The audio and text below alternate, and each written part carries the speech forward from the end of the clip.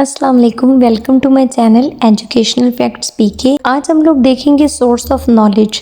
Source of knowledge जो topic है वो एक वाइड यानी स्कोप रखने वाला टॉपिक है। मोस्टली जो फिलॉसफी है उसके साथ इसका कंसर्न है। और ये वाला जो टॉपिक है, अगर आप लोग बीएड कर रहे हैं, एमएड कर रहे हैं, पेडागोजी के रिलेटेड और ज़्यादा सारे टेस्ट दे रहे हैं, एजुकेटर टेस्ट दे रहे हैं, या फिर आपका जो स्पेसिफिक सब्जेक्ट वो एजुकेशन है, तो आपके लिए ये जो टॉपिक है वो हेल्पफुल रहेगा। एक्चुअली जो नॉलेज होता है वो किसी चीज़ की अवेयरनेस या अंडरस्टैंडिंग होती है आप लोगों की एक पार्टिकुलर पॉइंट के ऊपर। अब हम लोग बात करते हैं सोर्स ऑफ नॉलेज पे। जो फिलॉसफी है उसको अगर आप लोग स्टार्ट करते हो तो आपको पहले किसी न किसी चीज़ का डिस्कशन के लिए नॉलेज होना चाहिए। जो मेन सोर्स ऑफ नॉलेज है वो first one is revealed knowledge, second is institution, third is authority, four is rational and last one is empirical source of knowledge. पहले हम लोग बात करेंगे रिवील्ड नॉलेज के ऊपर, रिवील्ड सोर्स ऑफ नॉलेज के ऊपर। ये एक ऐसा नॉलेज है जो कि कोई फरिश्ता या फिर कोई जो सुपर सेलेस्टिकल, जो कि हमारे पास सुपर नेचुरल बॉडीज होती हैं, या अल्लाह पाक की तरफ से जो हम एक जो नाजिल हुआ होता है, रिवील्ड हुआ, उसको हम लोग बोलते हैं।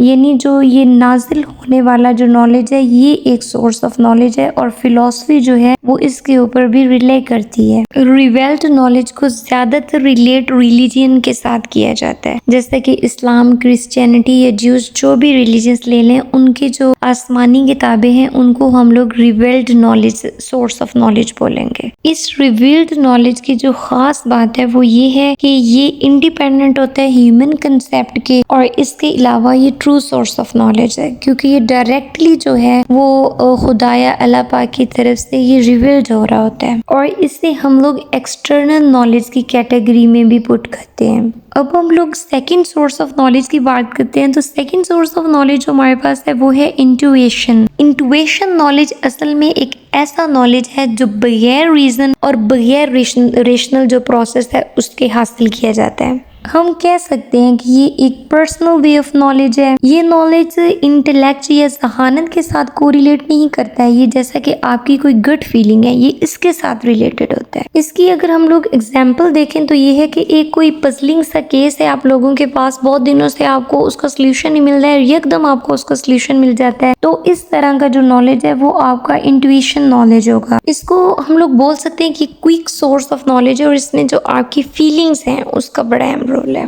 तीसरे नंबर पर हमारे पास जो सोर्स ऑफ नॉलेज आता है वो अथॉरिटी है, यानी कि ऐसी इंफॉर्मेशन या नॉलेज जो हम लोग books, research paper, supreme powers या फिर एक्सपर्ट्स से हासिल करते हैं, उसको हम लोग अथॉरिटी सोर्स ऑफ नॉलेज बोलते हैं। क्योंकि हम लोग एक प्रॉपर सोर्स या अथॉरिटी या एक्सपर्ट से ये नॉलेज गेन कर रहे होते हैं, तो हम इस नॉलेज को ऑथेंटिक भी ज़्यादा मानते हैं और वैलिड भी। और अगर हम लोग बात करें एकेडमिक एक्टिविटीज़ में, तो जो अथॉरिटी नॉलेज है वो ज़्यादा यूज़ किया जाता है, क्योंकि हम लोग जो है वो स्कूलों और कॉलेजों वगैरह में जो है वो बुक्स वगैरह इस्तेमाल करते हैं।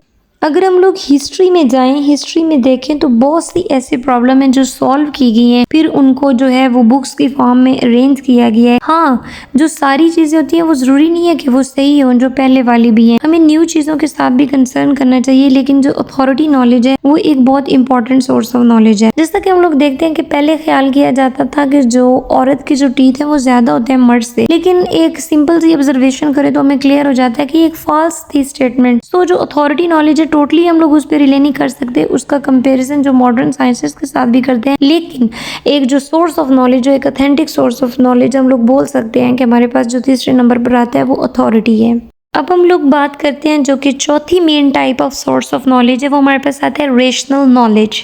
ऐसा नॉलेज जो हम लोग रीजन से ड्राइव करें उसको हम लोग रैशनल नॉलेज कहते हैं। रैशनल नॉलेज में जो रीजन या जो लॉजिक है वो मेन या जो सेंट्रल फैक्टर नॉलेज का माने जाते हैं, क्योंकि ये सारी जो चीजें हैं वो रीजन के ऊपर मानी जाती हैं और क्रिएट की जाती हैं। तो जो माइंड है उसको बहुत ज्यादा इंपॉर्टेंट दी जाती है। माइंड के ऊपर फोकस के साथ साथ किसी चीज को कंक्लूड करने के लिए जो एविडेंसेस हैं उनको बहुत इंपॉर्टेंट दी जाती है। रैशनल नॉलेज को मजीद हम लोग दो कैटेगरी में रख सकते हैं, एक नेसेसरी नॉलेज और दूसरा जो हमारे पास है वो जर्नल टू पार्टिकुलर नॉलेज। जो हमारे पास नेसेसरी नॉलेज है वो नॉलेज है जो रीजन से तो ड्राइव किया जाता है, लेकिन इसके लिए एविडेंस या कंफर्मेशन की जरूरत नहीं होती। जो सेकंड वाला हमारे पास है वो जर्नल टू पार्टिकुलर आता है, इसमें हम लोग एक जर्नल व्यू बनाते हैं और पार्टिकुलर पॉइंट ऑफ व्यू की तरफ जाते हैं। इसमें हम लोग रीजन यूज करते हैं और रीजन के बाद जो कि हम लोग एक जर्नल सा एस्पेक्ट बनाते हैं, उसको फिर एक्सपेरिमेंटेशन के जरिए देखते हैं कि ये ठीक है कि नहीं, फिर उसको एक पार्टिकुलर स्टेटमेंट की फॉर्म देते हैं।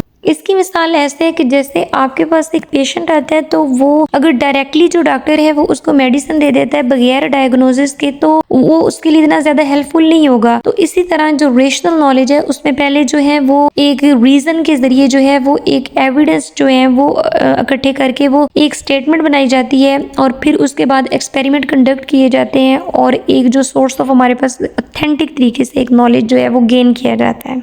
लास्ट वन जो हमारे पास मेन सोर्स ऑफ नॉलेज आता है वो है एम्पेरिकल नॉलेज। ऐसा नॉलेज जो कि सेंस एक्सपीरियंस से हासिल किया जाए, जो पर्सनल एक्सपीरियंस से हासिल किया जाए, उसको हम लोग एम्पेरिकल नॉलेज कहते हैं। जो एम्पेरिकल नॉलेज है वो एसोसिएटेड होता है हमारी ऑब्जर्वेशन, फीलिंग और जो 5 सेंस हैं उनके साथ। इन 5 सेंसेस के जरिए हम एक्सपीरियंस करते हैं देखना, सुनना, स्मेल करना या टेस्ट वगैरह करना, और इन जो 5 सेंसेस से नॉलेज गेन होता है, ये जो सोर्स ऑफ नॉलेज है हम इन्हें एम्पेरिकल सोर्स ऑफ नॉलेज बोलते हैं। एम्पेरिकल नॉलेज को हम लोग इनेट नॉलेज भी बोल सकते हैं, क्योंकि एज अ बर्थ जैसे एक बच्चा पैदा होता है तो वो एक्सपीरियंस करता है चीजें, और जो नॉलेज वो गेन कर रहा होता है जिन सोर्सेज से, उनको हम लोग एम्पेरिकल नॉलेज कहते हैं, ये सोर्स ऑफ नॉलेज बोलते हैं। तो इन शॉर्ट जो एम्पेरिकल सोर्स ऑफ नॉलेज है या एम्पेरिकल नॉलेज है वो 2 चीजों के ऊपर बेस कर होता है, एक ऑब्जर्वेशन और दूसरा एक्सपेरिमेंटेशन। यानी वो जो चीजें एक्सपीरियंस करता है और ऑब्जर्व करता है, जो फिर वो इंफॉर्मेशन गेन करता है, उस नॉलेज को हम लोग एम्पेरिकल नॉलेज का नाम देते हैं। तो ये था हमारा टॉपिक जो कि सोर्स ऑफ नॉलेज, यानी फिलोसफी में जो मेन सोर्स ऑफ नॉलेज जिनके साथ हम लोग कंसर्न करते हैं। Thanks for watching, take care, अल्लाह हाफिज।